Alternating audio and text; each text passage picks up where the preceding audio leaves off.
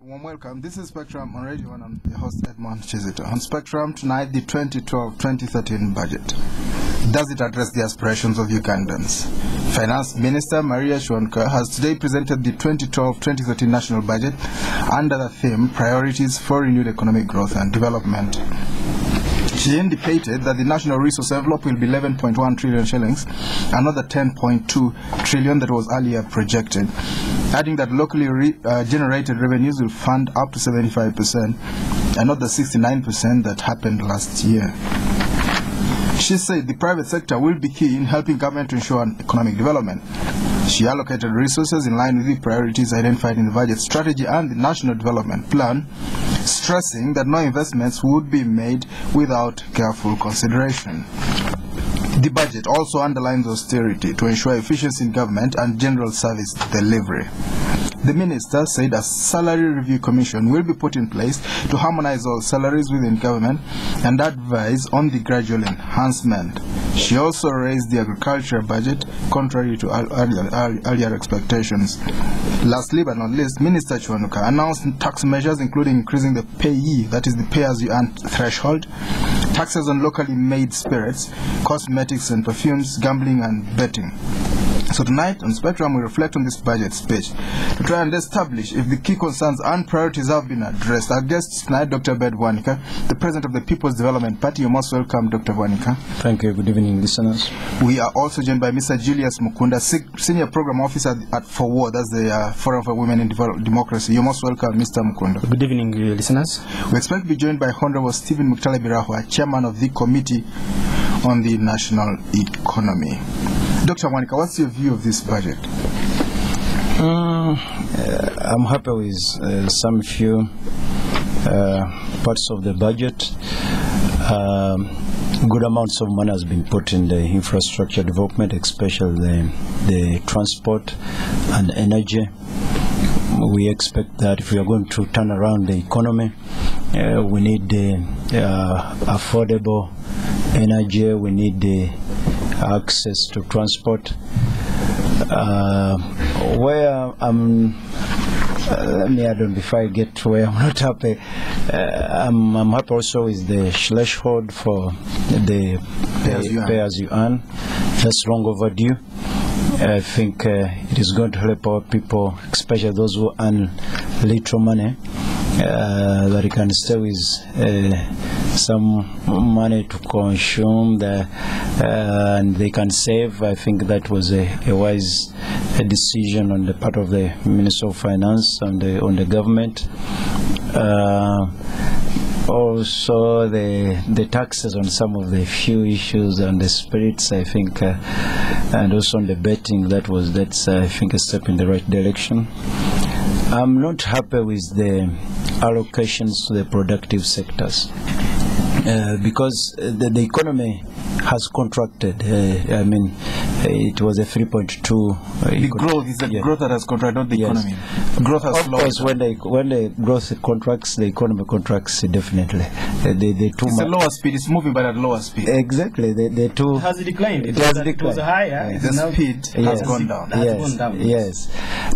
With a 3.2. Comes to hold. Yes, 3.2 economic growth, and with all the bad indicators that we have had, the inflation, the unemployment levels that we have, the problems with exchange rate, I expected the government to allocate huge resources in the productive sectors to create jobs, to increase the exports. I thought they would do much more than, of course, the money that they allocated to agriculture.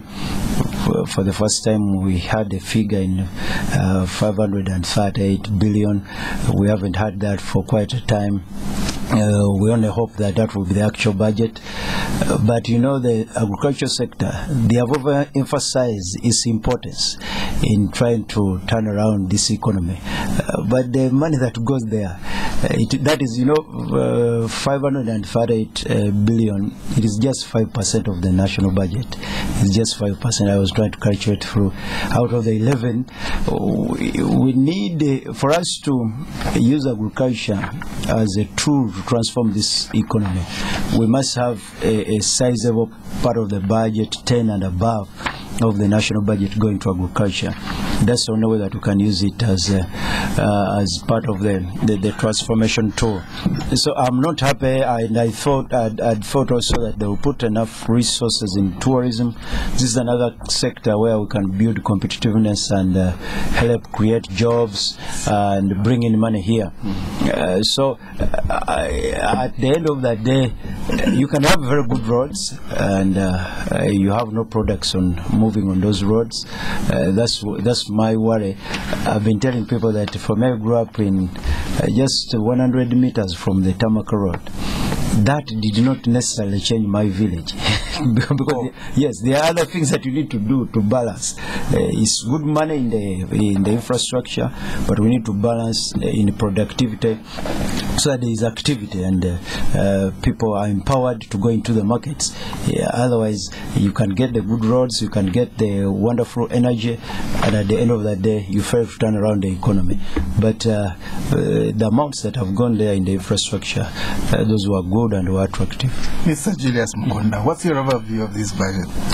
I have mixed feelings on this budget. Mixed feelings in terms of, yes, I think there are some serious steps we have taken to address certain critical issues, and I think for me this is agriculture.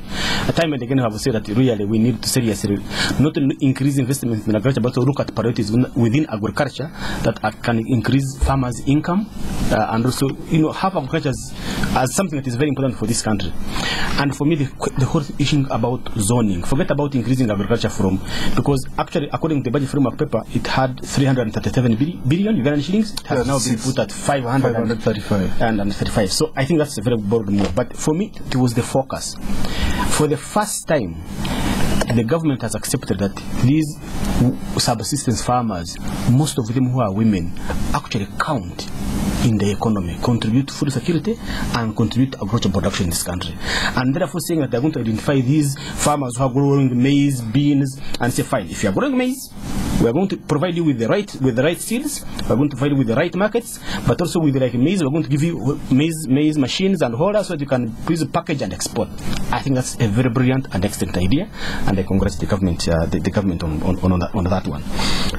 Agricultural financing, we have not increased it, but I think it was something that the agricultural credit facility has still been maintained, which I think is a very good move, and we need to look at the challenges of absorbing it, because like I said last time that actually by the close of half of last year they had only consumed 10% of the fund because of a number of reasons. Yes. The other important, I think, what I need also to congratulate, I'm happy about this budget, is that for the last, I think, 10 years we said, look, agriculture household consumption in this country was at an average of 150,000 per month.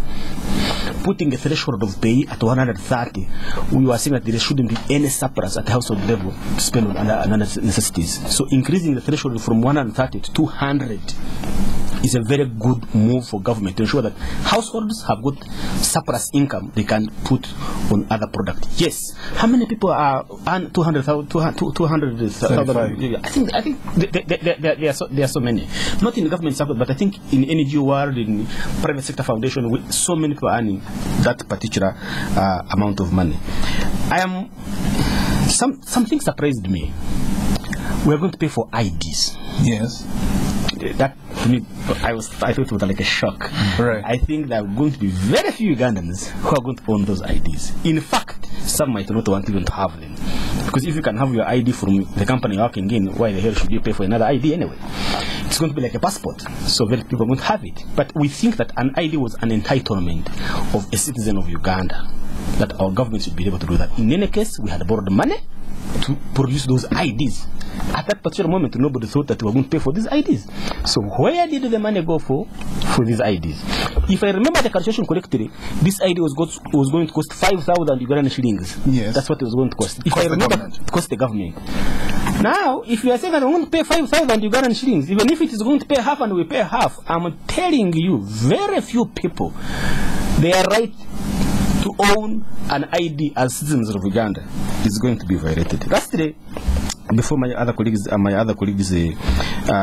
in, is that for me there was this whole thing about exercise duty, increasing the exercise duty on local spirits to 60%. I think this is going to kill the industry.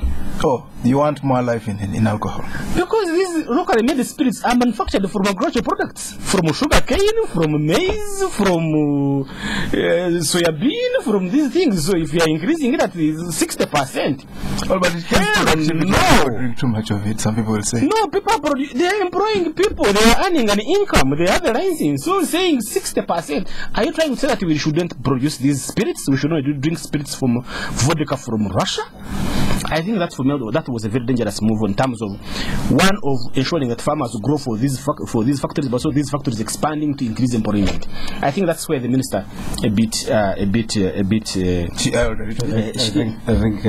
erred on. Yes, they are trying to cure our problem, our behavior.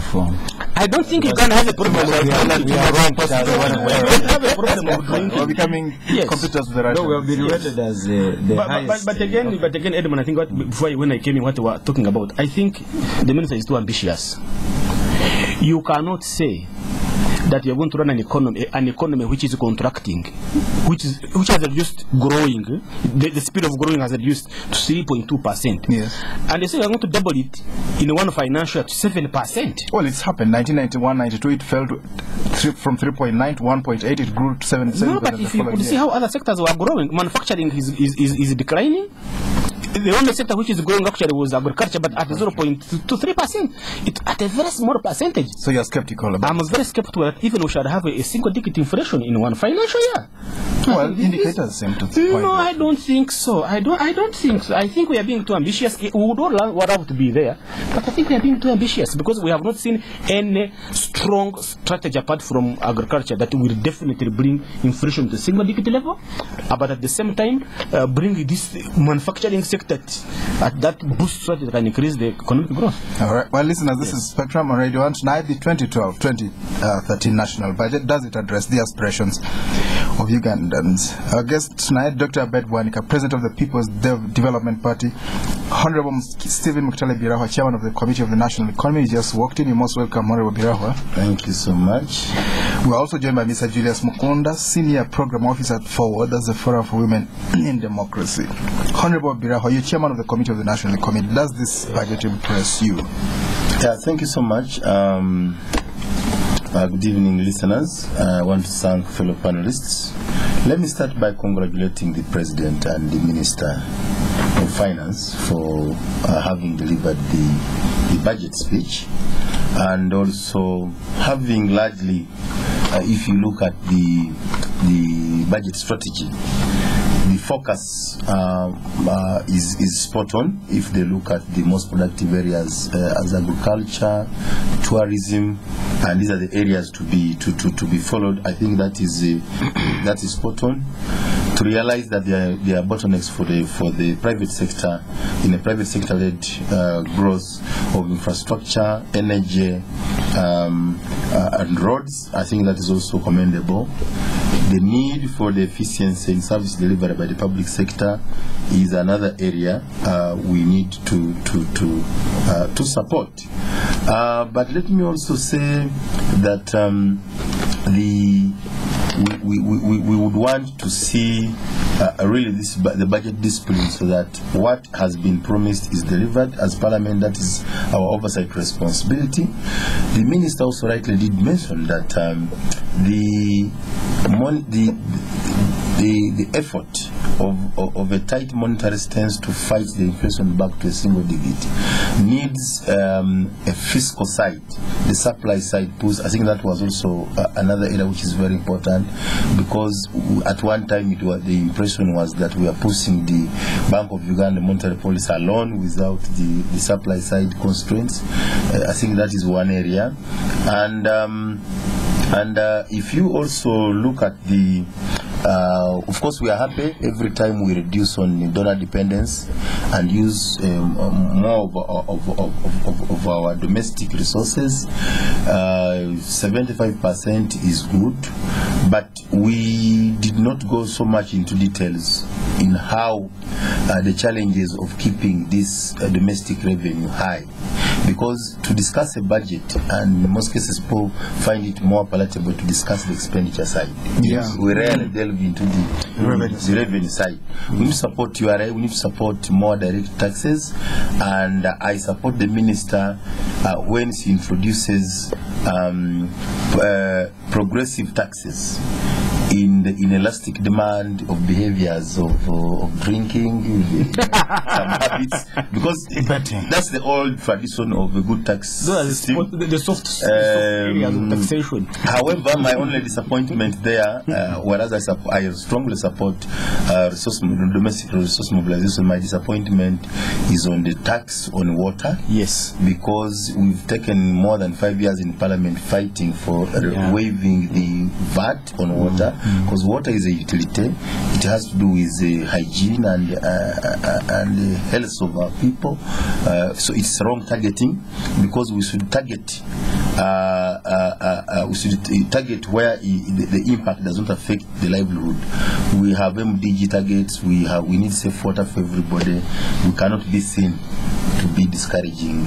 I think that one was a bit of an excess. Then there is the roads. I'm happy that we have clearly mapped out the roads which need to be worked on. What I find a bit ambitious is that we seem to be saying what the President Times says, yote mzuri, as if we can do everything at a go. Because I would have expected in this budget, for example, we've been waiting for the Albertine comprehensive planning, which includes roads, land use planning. It's not on table, and the information I have, because the figures haven't come out clearly, that money is still lacking. So if the roads which are going to produce, give this country the economy money to run for the next 30 years are not a priority, yes, and every village road is a priority, I think that needs to be corrected. I think at Parliament we have to help government in that. The experts in government must focus, because the cost of logistics in the Albertine by the oil company is a recoverable cost. It will be charged on this country. So if they are coming from Mombasa, where they should have used the railway and they are using high cost road, and you again slap on them a high cost from Masina and Oima to continue deep into another 100 kilometers plus of a Maram road, even the Lakeside Road, which is very critical, which connects all the so far the findings of the oil, is not mentioned. That road should actually be priority of all the priorities, connecting all over the 54 oil wells. That road can only be along the Lake Albert. It's not there. So the cost of transport right now in that industry is so high. I hope that will be corrected, so that it's brought top on agenda. Not because I'm an MP Ulisa and I come from the region, but it's for the good of the country. Right. Like I said, it's going to feed the economy. Yes, that one needs to be fast tracked and to reduce the cost of doing business there. But let me also mention the land sector. For the agriculture sector to take off, for us to be able to double or quadruple the agriculture production and enjoy the good market the President has talked about in the Great Lakes, including feeding the neighbors of Sudan and possibly other neighbors, we need to sort out the land question. Yeah. The land question is still an encumbrance. A lot of land is still in the hands of non-productive people. Smallholders are just squatting on land, so they cannot invest. If the land was purely given to them, they would do much better. So I continue pushing for the land budget to find more money for the land sector. We need to urbanize this country and consolidate land for production, given our demography, where our population is growing so fast.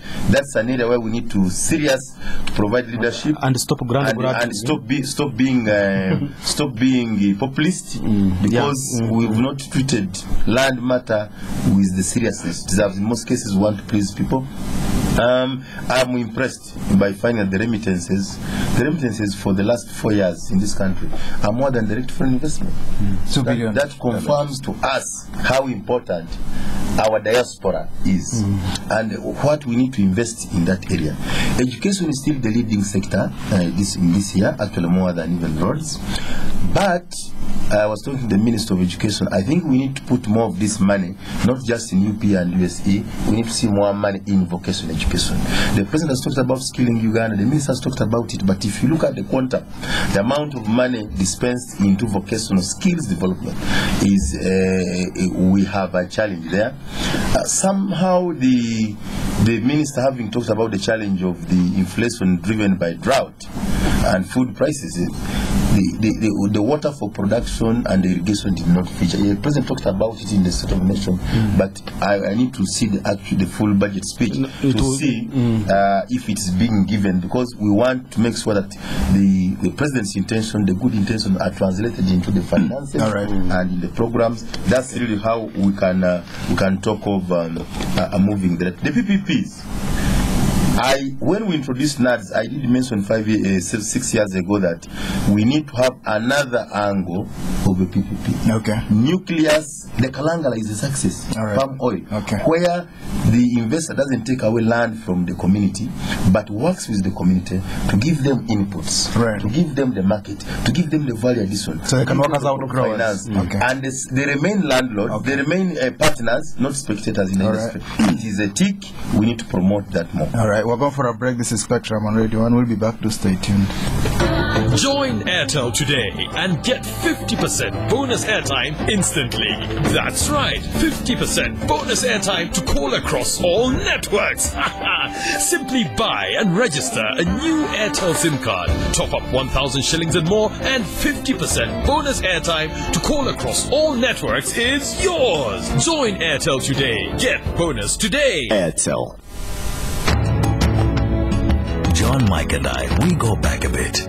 We knew John at the beginning, working for someone else. But he was different. He had vision, saw opportunities. He started working towards his goal, opened his own garage, and worked, learning the hard way. His reputation spread. Trust, consistency, quality. Soon people were coming to him from all parts. He made himself and his whole street prosper, and also helped friends, seeing potential in people and helping them on. But John never shouts about all his success. He's just who he is. Special. So here's to men like John, who make a difference, who enjoy Nile Special, the rich, satisfying taste from the source. Nile Special. You've earned it. Not for sale to persons under 18. When Junior lost his appetite, his mother tried all methods to get him to eat. She tried scary stories. Eat, Tommy, eat, or the big black elephant will come and eat all your food. She tried magic. Tommy, if you eat your food, I will turn this handkerchief into sweets. Look, bumble, bumble, boom, boom. Then she discovered Apetol multivitamin syrup with lysine. Mommy, I finished all the food. I am number 1. Apetol multivitamin with lysine is helping mothers to turn mealtime frustration to a fun moment. Apetol has a great taste and contains lysine, which quickly improves your child's appetite and supports healthy growth. Apetol, health for life. Spectrum on Radio 1 FM 90. Welcome back on Spectrum. Tonight, the 2012-2013 national budget. Does it address the aspirations of Ugandans? Our guests tonight, Dr. Abed Bwanika, President of the People's Development Party, Honorable Stephen Mukitale Birahwa, Chairman of the Committee on the National Economy, Mr. Julius Mukunda, Senior Program Officer at FAWODE, that's the Forum for Women in Democracy. You will be able to call in and contribute to this discussion, or you can send in your text messages to Spectrum 7197. That is Spectrum message, question or comment 7197. Dr. Bwanika, will this economy achieve the 7% projected growth that the Minister gave? Before even I know whether it will achieve the 7.5, 7 point, is it 7%? 7%. For me, I want also to look deeper. Will this budget create the desired jobs that people are looking for? Those are the key issues. Is it going to create the kind of export that we are anticipating, so that we get this economy? Because this is more or less a recovery budget.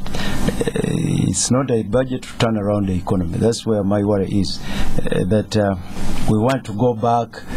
I think the theme is it has captured the word renewed something. Well, the theme is here, we have a prioritization for renewed economic growth. Yes, priorities for renewed. The word is renewed. You want to put in some energy.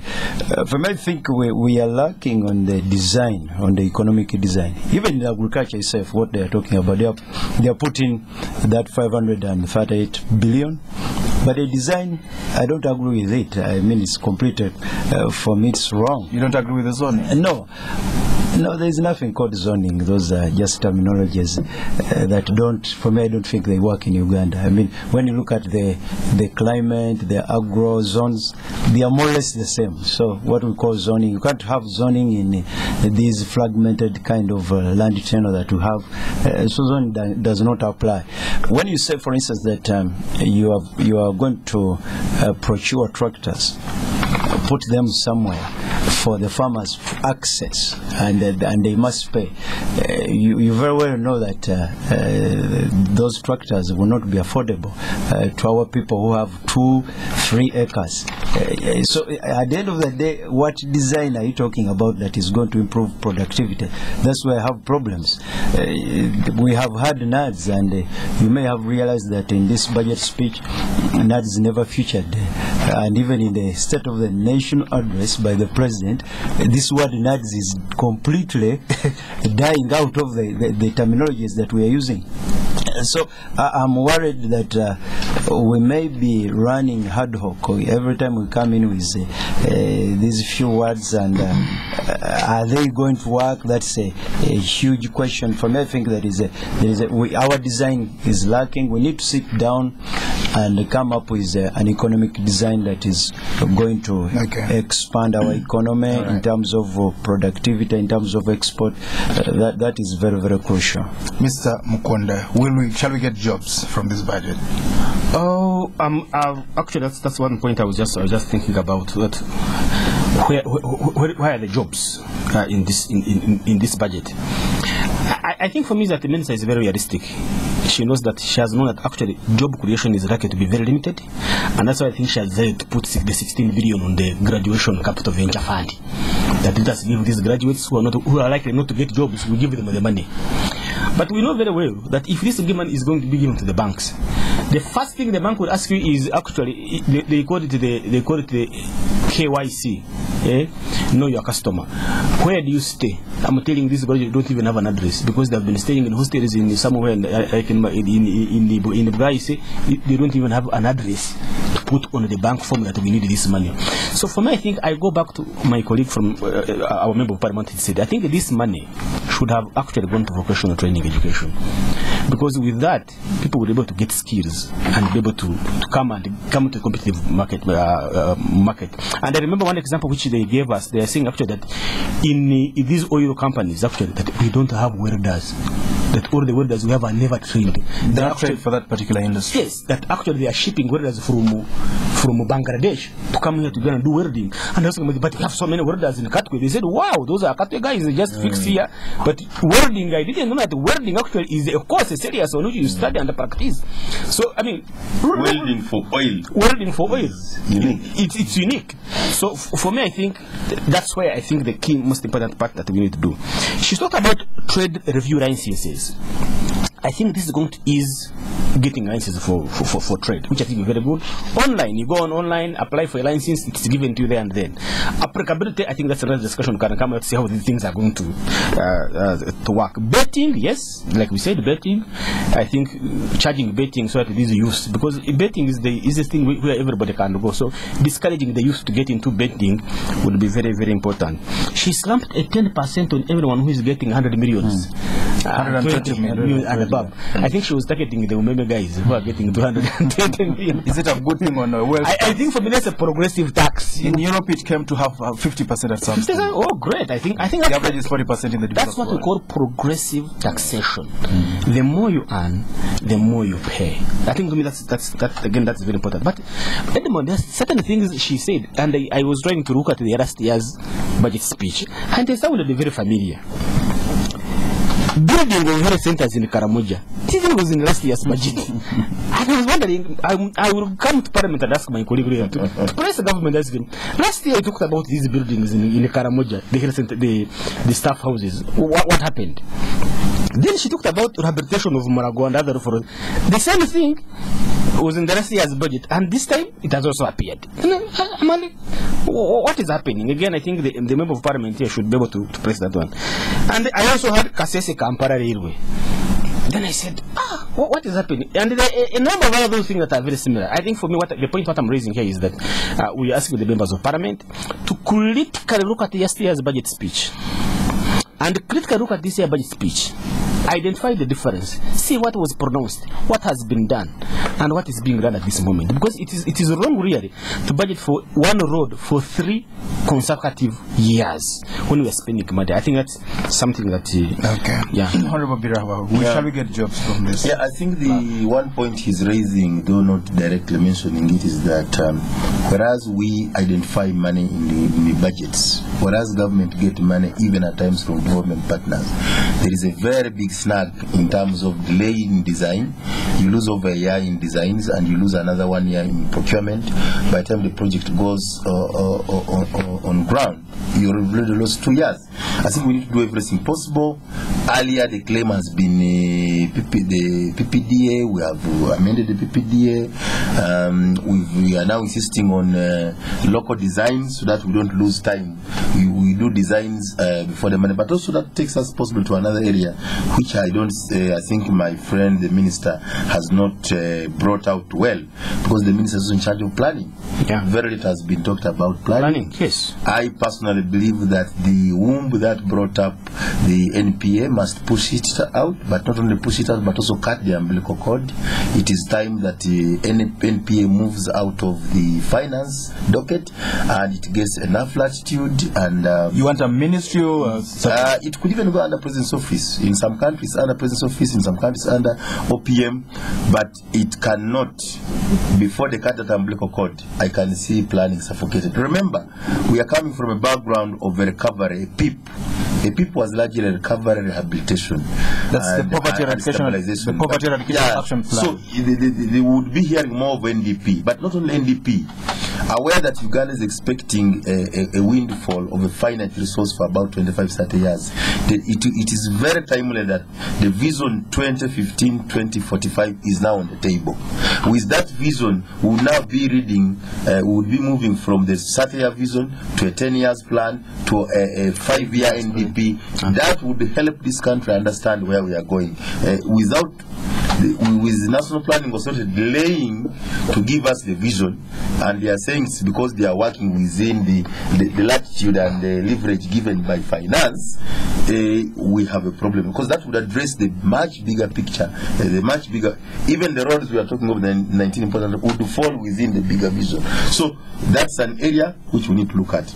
But the minister also impressed me most. One thing I'm looking forward is the salary review commission. It is long overdue in this country. Remember, not even 10% of Ugandans are going to get jobs from government. No, Uganda is going to have more jobs in the informal sector, in the private sector. So let the few who are under government have a clear structure, even if it means restructuring government organs.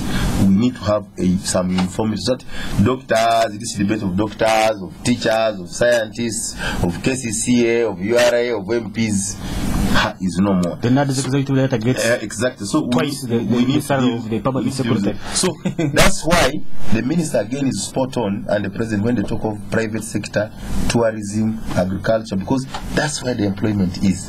The unfortunate part is that most people still have that perception of government job and being on a payroll and an office. No, employment now has now to be discussed outside the payroll, outside the formal desk, outside an appointment letter. A man in Katwa has employment. Somebody who is doing a service in agriculture is employment. We need to broaden that definition, and if we do that, then we would understand why private sector support becomes important, because most of Ugandans are earning a living out there on their own, arising out of the environment given. And that's why again I support the Uganda Business Registration Bureau. That one is very important. But what again spoils it? When you are making a progress in as far as registering companies, but you are again moving backward by wanting to charge an ID, then it's a problem. Yes. Because the two move hand in hand. We should actually, I want to pray, now that the national census money was not found in this budget, I think it should have been found. But now that a blessing in disguise is that now that it was not found, let us plan all these projects now together. Yes. We need to an integrated approach of making sure that we don't just spend this year. Last year we were spending for an election, we do voters card. Then this year we are doing census, a standalone project. Let us now do one project. We start with the national ID can coincide with the census. Yes. So that at the end of the day, you have a biodata of whoever is in this country. Then you can segregate those who are citizens, those who are voting age, because it's a matter of segregating from the census information, from the biodata. Okay. You get who is a citizen, who is not, and then it will handle the and even electoral commission should be using that data. So the problem we are having many projects. But what happened to the equipment? Yes. So I think before we talk of charging citizens, for us at Parliament, I think we are going to insist that let the one who took the money fund it. Yes. Well, fund it, and then because to be an insult to Uganda, start paying before your account. What? All right. Well, this is Spectrum on Radio 1. You can call in listeners. Our number 0414 348 111 0312 260 390 0312 261 390. When you call in, please tell us your name and where you are calling from. Well, the lines are being worked on. They will be ready in a short while. Mr. Mukunda, meantime. I think for me there is one thing which the minister didn't mention, the budget constraints of last year, financial year. The whole question about supplementary budgeting, because it made the whole process questionable. I was wondering why. Yes. I was wondering why actually my friend was participating in approving the budget. Okay, let's hear from the listeners. We haven't approved one still in Parliament, but we need to tax property. Spectrum, hello. Tax property. Good evening, sir. Your name? I'm called Fred from Fraser. Yes, Fred.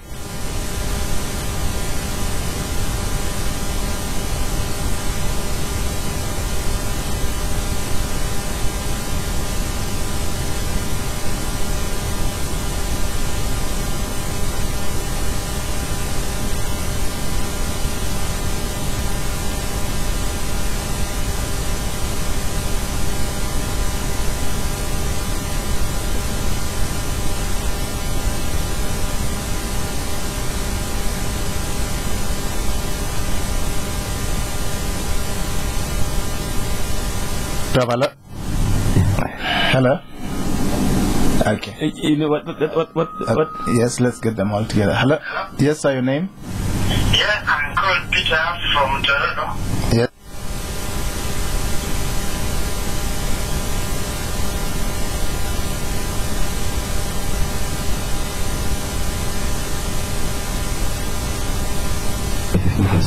Okay. Spectrum. Hello. Hello. Yes, sir. Your name? My name is Singit. Now back to the topic. Somewhere.com.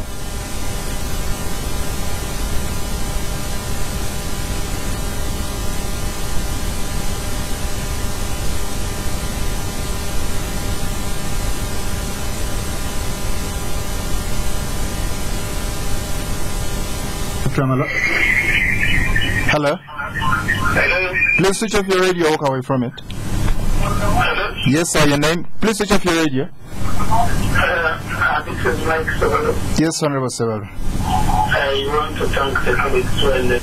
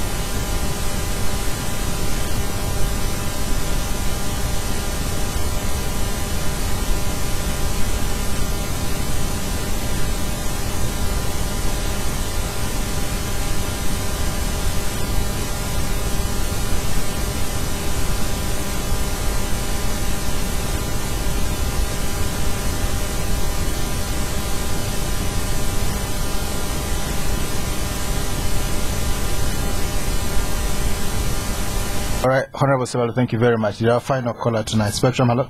Hello. Yes, sir, your name? My name is Edmond John. Generous, Honorable.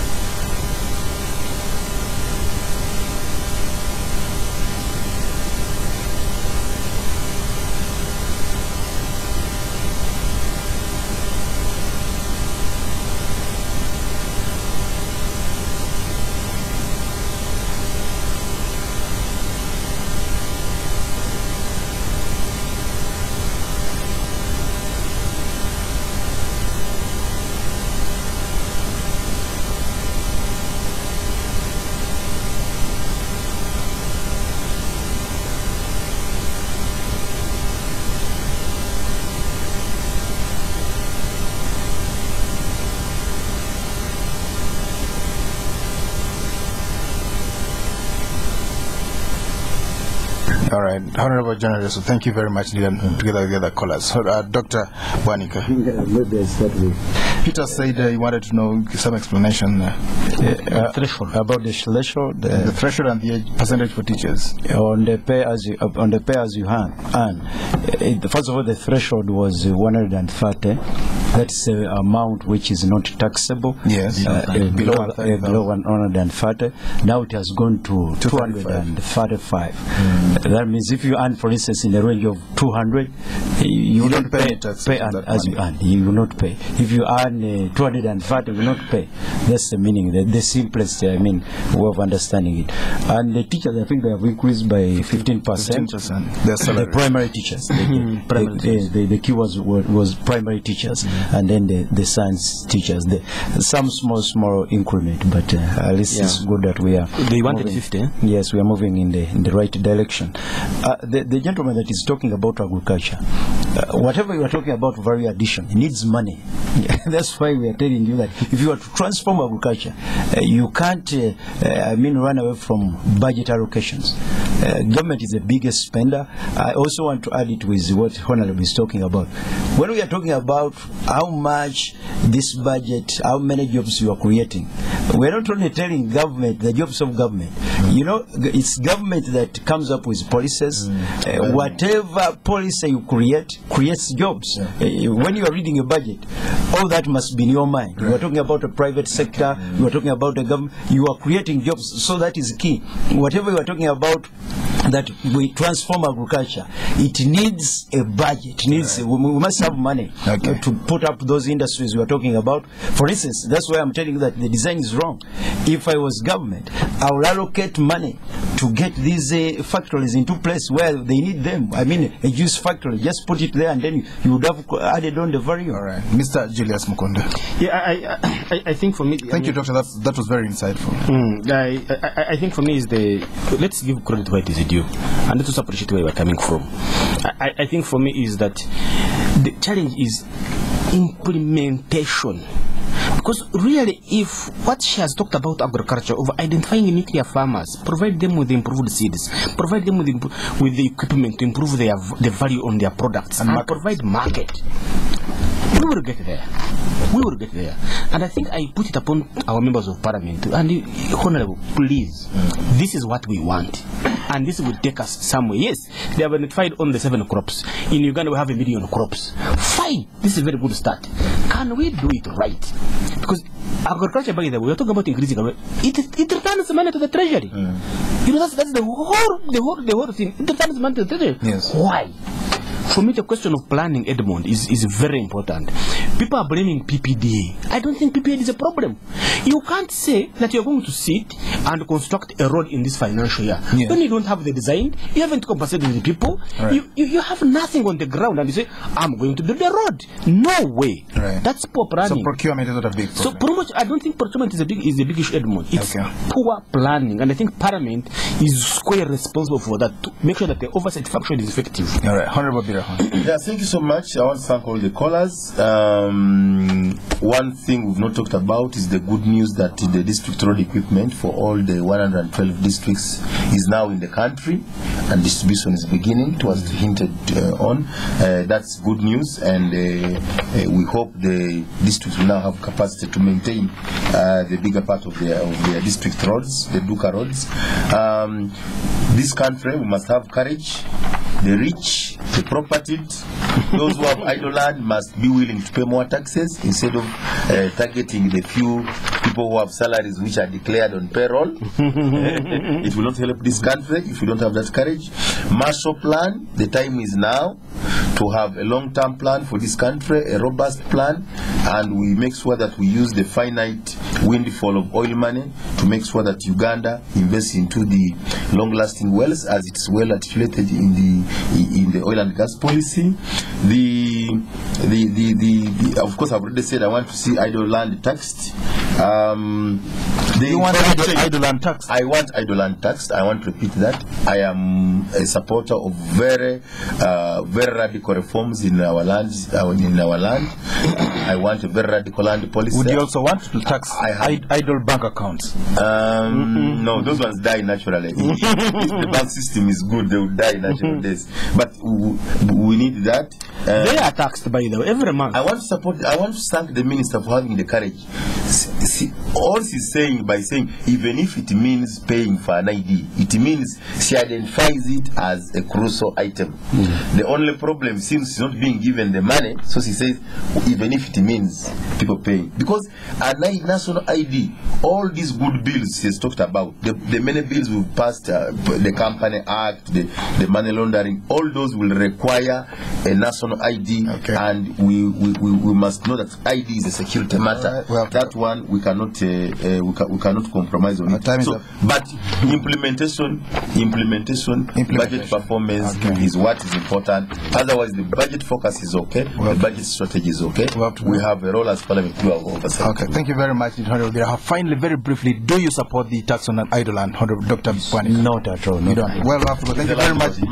Thank you very much for tuning in. Must be a landlord. I must thank our guest, Dr. Abed Bwanika, President of the PDP, Honorable Stephen Mukitale Birahwa, Chairman of the Committee on the National Economy, and Mr. Julius Mukunda, Senior Program Officer at FAWODE, that's the Forum for Women in Democracy. Thank you for tuning in. I've been your host, Edmond Kizito. Spectrum. We'll be back tomorrow. You are seated in a